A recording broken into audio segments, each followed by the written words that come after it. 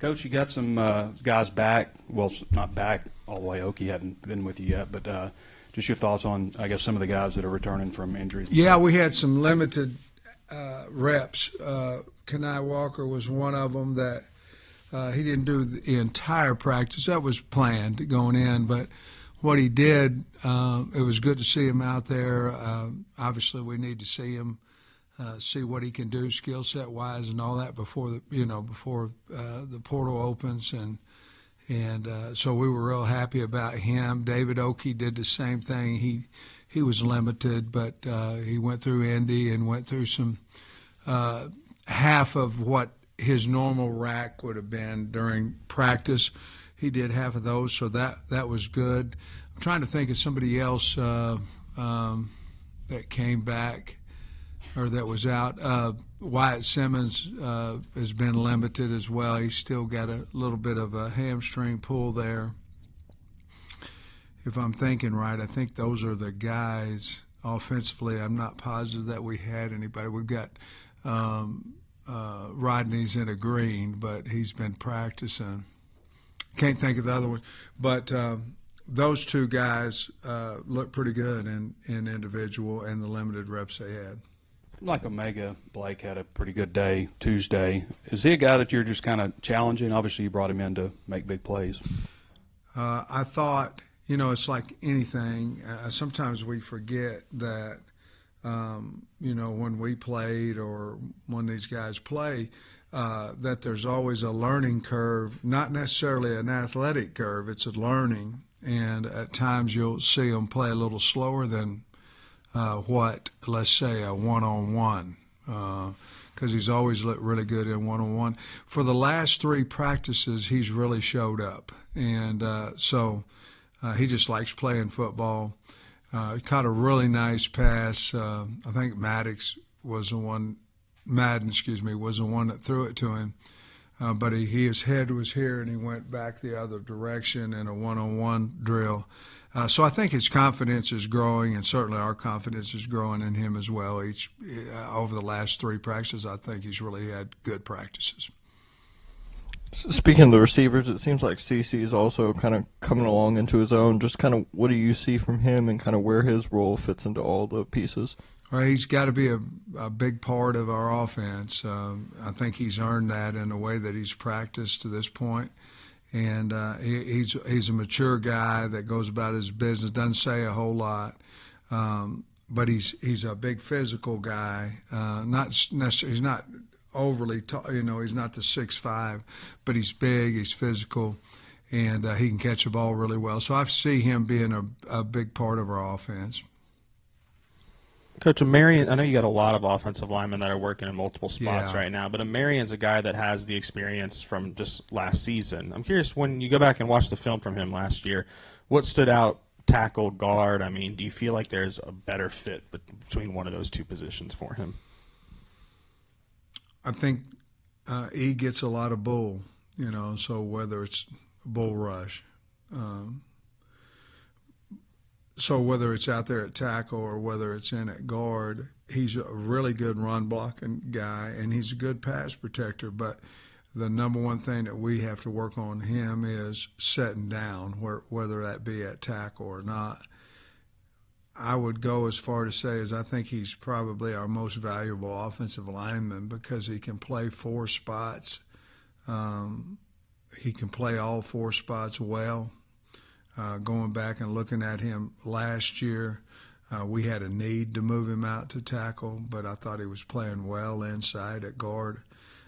So what he does, he allows us to figure out, who's number 5, who's number 4. I think Shaq McCroy is really continuing to move forward, and that might allow us, which we've done, to move E inside a little bit more. So we're just trying to find the best 5 guys that we can so we can move the ball, protect the quarterback, and that's still something that we have to continue to work on. I thought he played well. I thought he played well inside and outside last year. So we're just going to find out where our line can be the best and put him wherever. I don't think he cares. I think he just wants to play. I guess this is the first time we've gotten to talk to you since Arkansas made it official with Remy Cofield. Just impressions of him. I know he's a basketball guy. What have you maybe learned from talking to him, and how are you guys working together right now? Well, I mean, I coached ninth grade girls basketball too, but I'm a football guy. So, and I enjoyed coaching those girls too. But that was in 1986, by the way.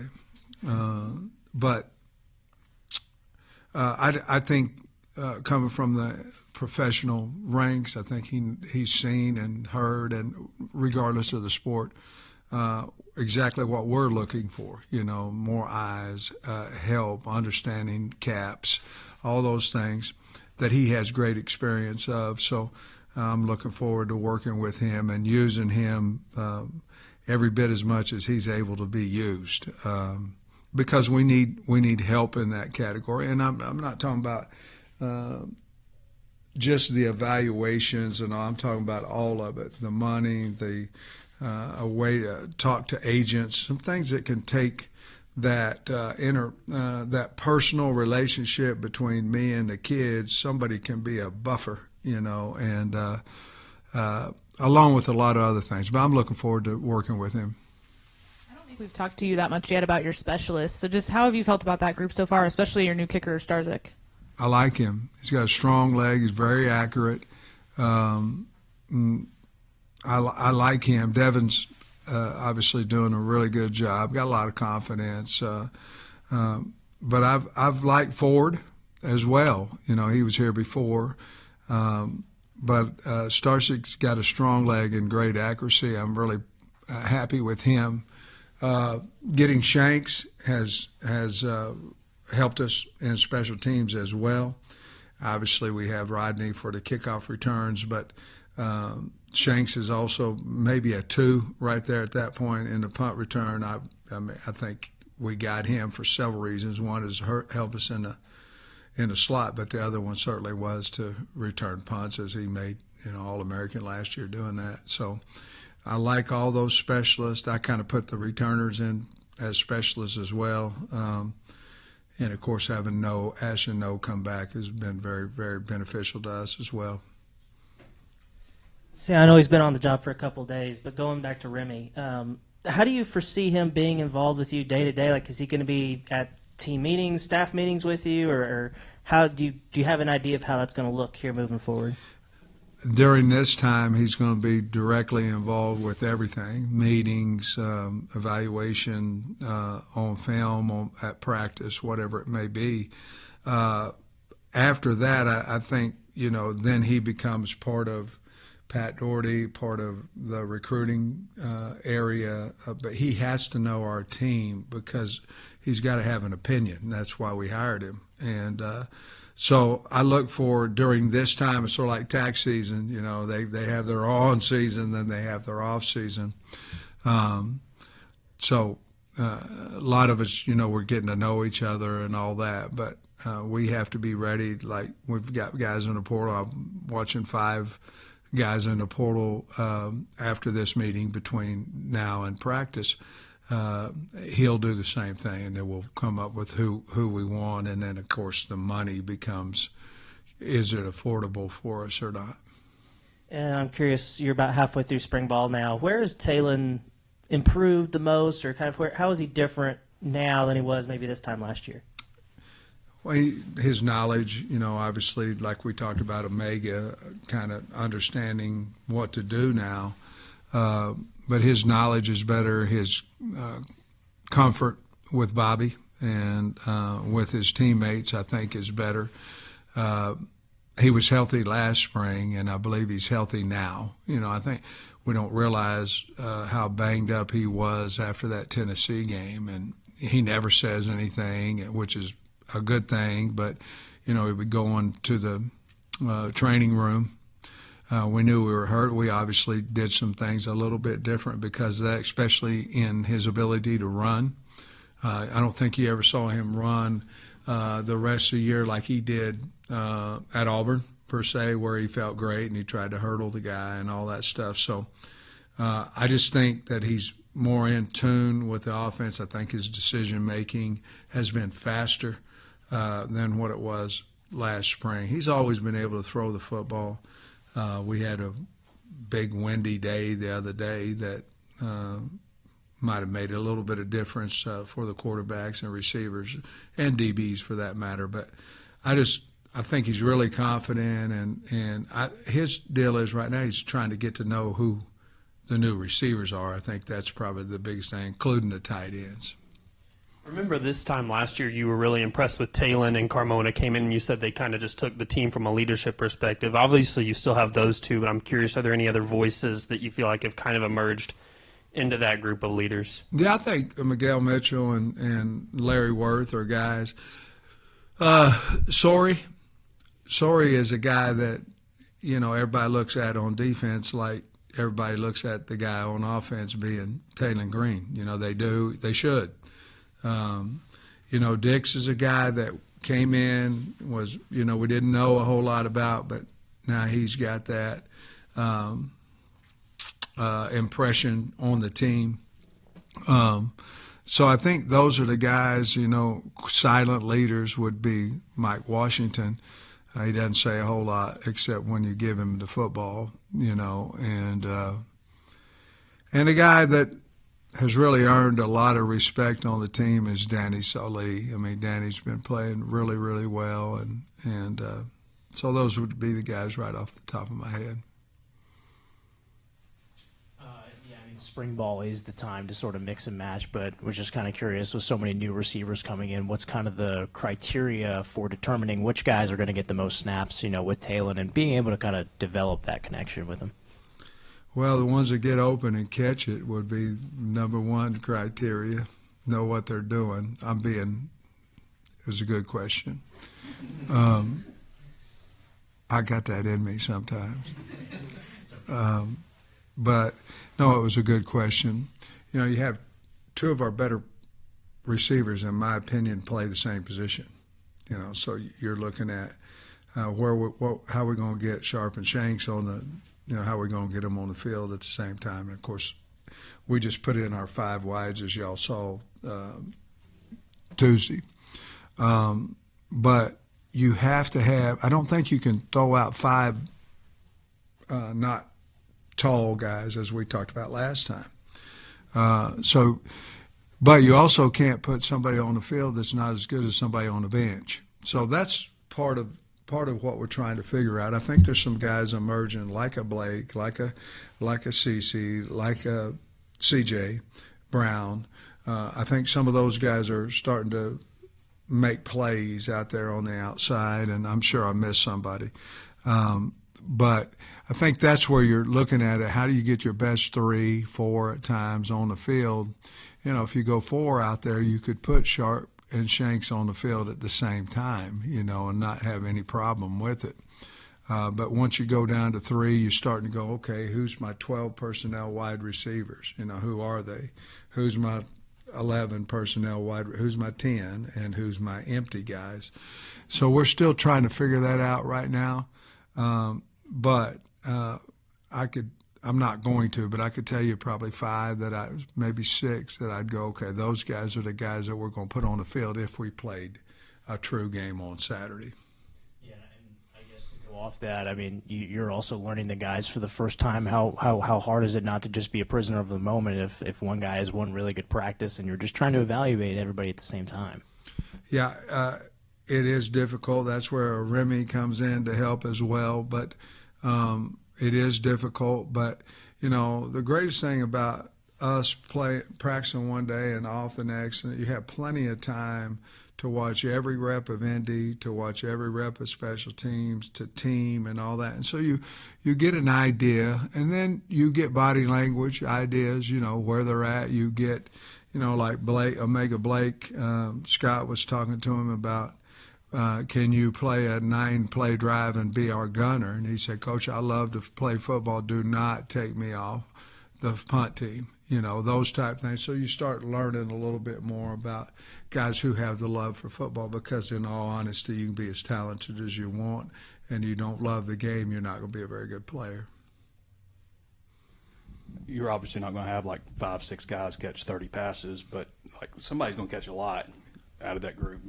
Any idea who that guy might be? Who, when it's third down, you got to go to him? Well, I've been high on Sharp ever since he came here. And then you have those guys that we spoke about, Blake and CC and Shanks. A guy who's not catching a lot of balls but is doing a lot of good things is Rohan Jones. He caught one the other day in our kill the clock 2-minute drill. But I anticipate him catching a lot of balls. He's very, very talented. So those guys would be, you have CJ added into that mix. Cross Johnson's done some nice things, but I think probably those first 4 that I talked about, I'm thinking that they're going to – somebody will emerge. It's just like Andrew Armstrong. You didn't know what you really had. You didn't know. He had a pretty good, junior year. We thought he was going to be a good player. In the time that his junior year and his senior year, to me, he mentally changed. I mean, he was a lot – because he got hell knocked out of him a few games, got back up, came back in as soon as he was cleared, and had a 1,000-yard season. We're looking for somebody like that, and I believe they're on our team. We just we'll have to find them on a Saturday afternoon. Seems like you've had some guys banged up at cornerback, obviously. Jordan Young, I guess that in practice. Yeah. You mentioned Kenai. How difficult is it to, I guess, try to establish who your starters are at those 2 spots? And Selman looks like he's been getting quite a number of reps with the ones. He has, and he's gotten better. I mean, I look a little bit at like Trey at that position, because you have Davila, you have Jaden Allen, Jaheim Singletary's getting better because he's playing with a little bit more confidence. I really like what Nick Perry's doing with that group. And then you look at who's in the portal now. Well, Cam Ball's in the portal, which Danny Saleh, I'm not saying about he's in the portal. I'm saying for me, we're getting him back. We know what we have. Kobe Branham, we're getting him back. Davila, Kenai and Oki were kind of that way, where it's kind of like a Christmas present and open it up and see if you got a pair of socks or a tuxedo, And so, because, I was a little heavy when I was younger, and I'd get a lot of socks and underwear. I wouldn't get a whole lot of jeans and stuff because, Husky jeans weren't just local and all that. But I have no idea what that did to the question, but I think I've already answered it. Sorry, just one more on Cofield. I guess you talked a lot about how he can help bringing in new players and helping you navigate the portal. I'm just wondering how you envision his relationship with retention and, helping with players that are already here. I think it has a lot to do. Guys, a lot of times if you're married, you need a little buffer. You go talk to your son and say, hey, go to mom and see what this idea would be. I think you need a buffer. And to me, he's that guy, because since we've been here, I kind of been the good guy and the bad guy. Good if you come in and you want X amount of money, and all that, and we feel like that's the worth and all that. That's going to be they're going to go to him. And so I think that buffering system is going to help me tremendously. And then it's personal, guys are going to leave. You understand why, but then it becomes personal. We need to take that part out of the game. To me, I'm all for these guys making money, all for it. But there are some that leave that it hurts you, So I think having him, I think that will help us, and he can be a buffering. And if you go in and you tell him you want $400,000, and I was planning on giving you $4. Then there's a buffer in there where we can kind of figure out between the two of us, along with the coaches, what kind of money that we have in the budget. I guess, has that been emotionally draining for you, that, you have to, on the field, kind of try and extract the most out of them, and then have to, have those bad guy conversations with them, off the field? Yeah, I never really, to be honest with you, I've never really thought, until I see it. I never really thought, well, he's going to go on the portal, on the field, coaching them and all that, until you got he doesn't quit, but he kind of quits. You know what I mean? You can tell. We're going to coach him. You guys, I hope, haven't seen any difference in coaching than what we had before, and our job is to get them the best they possibly can be for them, and then that'll make the team better. But when money comes into probably any situation, it's hard for greed and jealousy and all that not to come in. So balancing that, I think that will help us a little bit, having Remy help us balance some of that as well. Sam, I feel like we've asked a lot about wide receivers today, but I've got a couple more. You've got a guy in Jordan Anthony who's doing track right now. Where does he fit in? 'Cause, like, he's kind of that same mold as Shanks and Sharp. Yeah. I don't know. I think we'll go down that path as it moves on. I think he's doing so well in track, and that we'll kind of cross that bridge when it comes. I know they're awful proud of him for what it should be for what he's done in track. So I think we'll figure out whether there's a football in his future or not. Just probably depend on a lot of things, but one of them I'm certain would be how well he does in track, and I think he was the fastest guy in the 60 in the country. So we'll cross that a little bit later. I'm probably not ready to answer that yet. And then also, you've talked a lot about wanting to go in the portal for some defensive help and everything, but we've seen some offers go out to wide receivers. I know you can't talk about them specifically, but is that kind of an indication that you also are still looking for some help at the wide receiver spot? Well, where'd you see the offers? Well, just on social media and everything. I don't know if maybe they're not legit, or is that what you're saying? I'm just saying they would have had to come through my office. But defensively is what we're really looking for. And, you have a limited budget, and we need some help number-wise as well. We need some help in the secondary, and we need some help on the defensive line a little bit, and so that would be the top priority. That doesn't mean that I wouldn't take a wide receiver. That just means that that's not priority one right now. When you say secondary, you mean primarily safety? Trey, I'd like to get some safeties. Yeah, I'd like to get some safeties, and we're still in a waiting deal to see where Kanai is as well, at corner. And but if you look at our board, our numbers in the secondary aren't very good. And so they're not horrendous or anything like that, but we need to add 3 to 4 back there minimum. Depends on how far the money stretches. You've gotten some good linebackers over the years that I'm thinking Greer, Swiss Army Knife, guys that maybe from a lower classification that maybe had something to prove.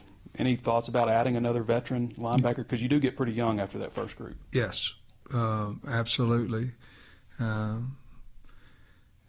Man, I'd like to add a whole bunch of guys, just how far the money will go. But, yes, veteran, a guy that's played somewhere that, like Stephen Dix was kind of that way. He wasn't 1AA or whatever, but if we could find a guy like that had played a lot of ball to be that, wherever he may fall, but be to a guy that we could count on out there, we sure would.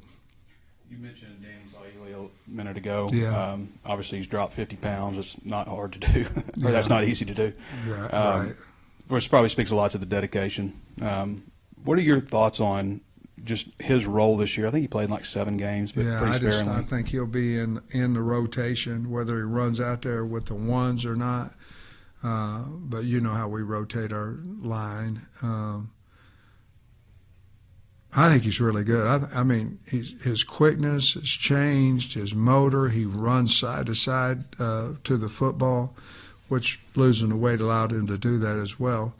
But I'm just really, really high on him right now. I just think and I don't think it's just because I didn't know what I thought. You know what I mean? I didn't know, man, can he help us? And I don't think it's that, because there was times that I thought that as well.